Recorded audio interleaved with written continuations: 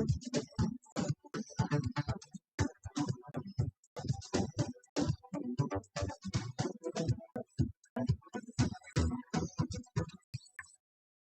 evening, I'm Faye Kwan, and these are our top stories for tonight. Japan rejects China's dual-use export ban, calling it unacceptable. And the White House says Donald Trump is weighing how to acquire Greenland, with military action not ruled out. All that and more coming up on AWANI International.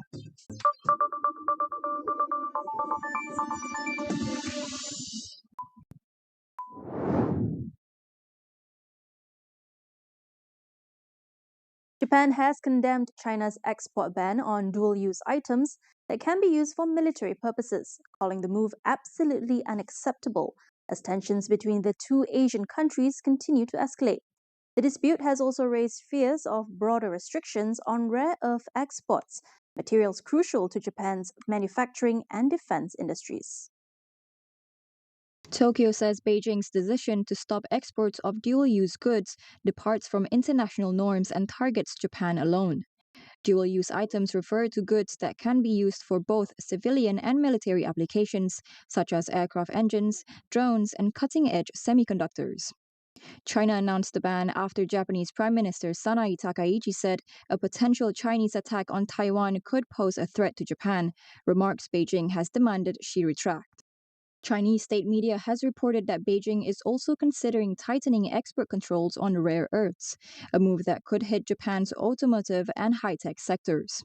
Japan still sources around 60% of its rare earth imports from China, despite efforts to diversify supply since a similar export squeeze in 2010.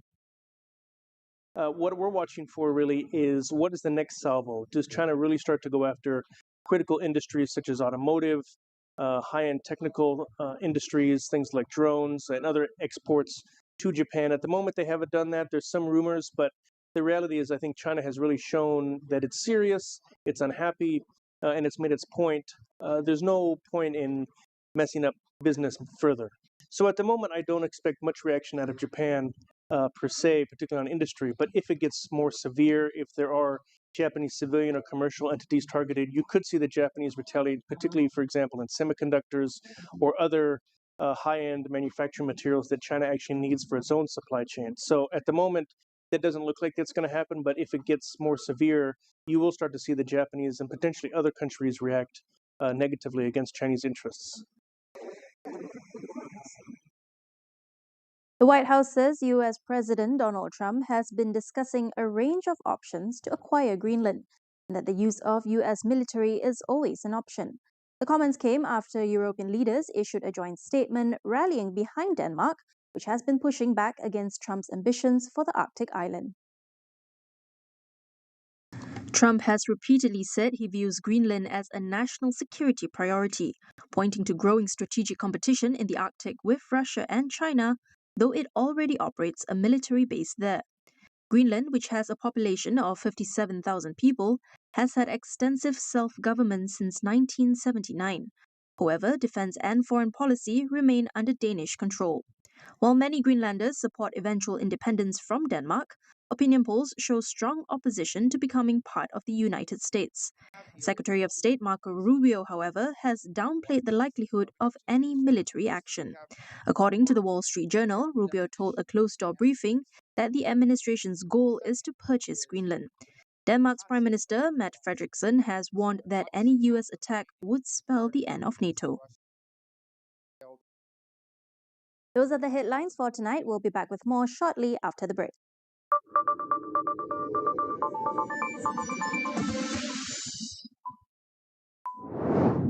Buli di sekolah. Isu ini bukan perkara baru. Buli tertakluk kepada perbuatan agresif secara fizikal. Apa sebenarnya jerabu punca utama yang menyumbang kepada masalah ini serta kesannya kepada kesihatan kita? Mereka akan mengalami iritasi-iritasi kepada mata.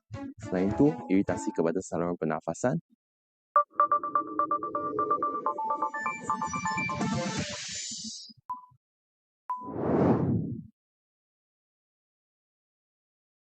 Welcome back. U.S. President Donald Trump says Venezuela will hand over up to 50 million barrels of oil to the U.S., a deal worth an estimated $2.8 billion.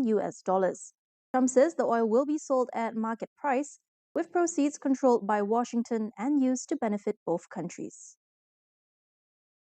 In a post on Truth Social, Trump said the interim authorities in Venezuela would turn over between 30 and 50 million barrels of sanctioned oil. He said the funds would be managed by the U.S. president to ensure they benefit the people of Venezuela and the United States. The comments come a day after Delcy Rodriguez was sworn in as interim president following the capture of Nicolas Maduro. Trump said he expects the U.S. oil industry to be up and running in Venezuela within 18 months and claimed American energy companies can repair the country's damaged oil infrastructure. Venezuela holds the world's largest oil reserves with 303 billion barrels, but production has declined sharply since the early 2000s. Chevron is the only major U.S. oil company currently operating in Venezuela. ExxonMobil and ConocoPhillips left the country after former President Hugo Chavez nationalized the industry and seized their assets in 2007. Venezuela has declared 7 days of mourning for members of its military killed in U.S. strikes over the weekend that led to the arrest of Nicolas Maduro. The government says at least 24 soldiers were killed in the attack, which was carried out early Saturday. Cuba has also announced a 2-day period of mourning after confirming that 32 members of its security forces working in Venezuela were killed in the same operation. Cuban personnel have operated in Venezuela for years, including as part of Maduro's personal security. Overall, the death toll from the U.S. military operation is estimated at between 75 and 80 people, including civilians. The U.S. military, however, said no American troops were killed in the operation. 7 American personnel were injured, with 2 still recovering and 5 having already returned to duty.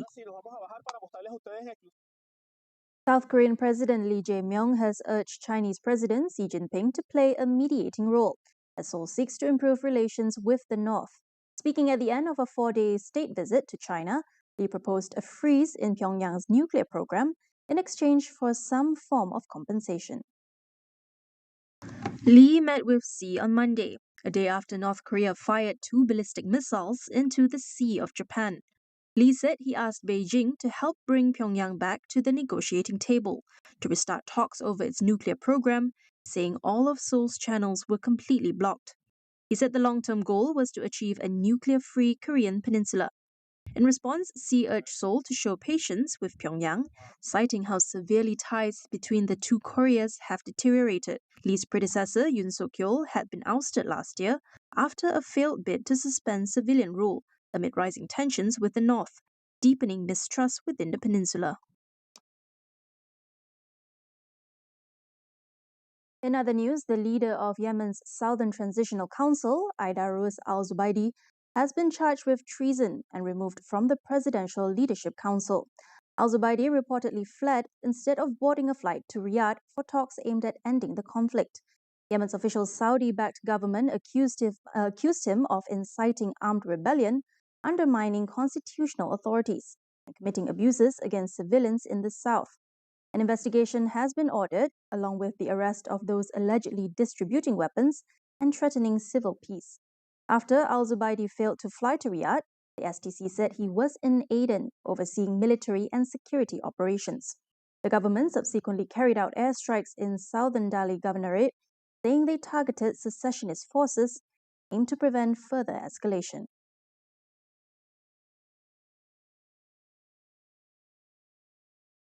Meanwhile, the U.S. has backed security guarantees for Ukraine, including leading a ceasefire monitoring mechanism.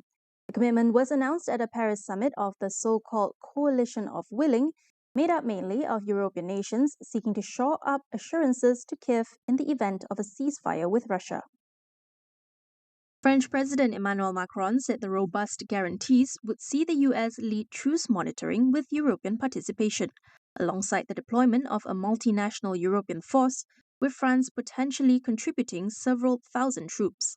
The coalition also agreed to set up a U.S.-Ukraine coordination cell in Paris and continue supplying Ukraine's frontline forces with equipment and training to deter any future Russian attack. Allies, however, said they still need to finalize binding commitments detailing how support for Ukraine will be delivered. U.S. envoy Steve Witkoff, who has led talks with Russia, said President Donald Trump strongly stands behind the security protocols, adding that the guarantees are crucial so Ukrainians can be confident that when the war ends, it ends for good. Ukrainian President Volodymyr Zelensky welcomed the pledges, but said the territorial issue remains unresolved. Diplomatic efforts to end the nearly 4-year war have accelerated since November, though Moscow has yet to signal any readiness to compromise after Kiev sought changes to a US proposal that initially aligned with key Russian demands. US President Donald Trump warns House Republicans that failing to win the 2026 midterm elections could lead to his impeachment by Democrats. Speaking at a Republican retreat in Washington, Trump urges party lawmakers to set aside internal divisions and unite behind his agenda. He called on Republicans to actively promote his policies on gender issues, healthcare, and election integrity. Trump also told lawmakers that victory in the November election is essential to protecting his presidency. The remarks come amid renewed scrutiny following a controversial U.S. military operation targeting Venezuelan leader Nicolas Maduro, which has prompted calls for the administration to refocus on domestic economic concerns. Trump was impeached twice during his first term, once over U.S. policy towards Ukraine, and again following the January 6 Capitol riot. On both occasions, the Senate voted to acquit him. Now, several House Democrats have introduced new articles of impeachment, alleging abuse of power during Trump's second term. Israel's Foreign Minister Gideon Saar has held talks with Somaliland's president during his first visit to the breakaway region since Israel recognized it as an independent state. Saar says Israel is determined to advance relations, with President Abdirahman Mohamed Abdullahi welcoming the visit. He added Abdullahi had accepted an invitation from Prime Minister Benjamin Netanyahu to visit Israel. Last month, Israel became the first country to formally recognize Somaliland, a move that sparked international criticism.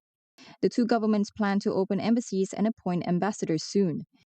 Abdullahi also said Somaliland would join the Abraham Accords, the 2020 deal brokered by the Trump administration that established ties between Israel and several Arab states. Iran's army chief has warned that Tehran will not tolerate threats from foreign powers, following public support by the US and Israel for anti-government protests in the country. General Amir Hatami says the increasingly hostile rhetoric directed at Iran is being treated as a direct threat that would require a response. He warned that any response would be stronger than Iran's actions during last June's 12-day conflict with Israel. The comments come after U.S. President Donald Trump warned of possible intervention if Iranian demonstrators were killed while Israel expressed support for the protests. The unrest began on December 28 when merchants in Tehran demonstrated against rising prices and the collapse of the national currency. The demonstrations quickly spread to other cities, with some turning violent and resulting in fatalities. That concludes AWANI International for tonight. Stay with us as we track the strategies and power shifts shaping the new global order. For more updates, visit international.astroawani.com and follow us on social media. I'm Faye Kwan. Thank you for watching and good night.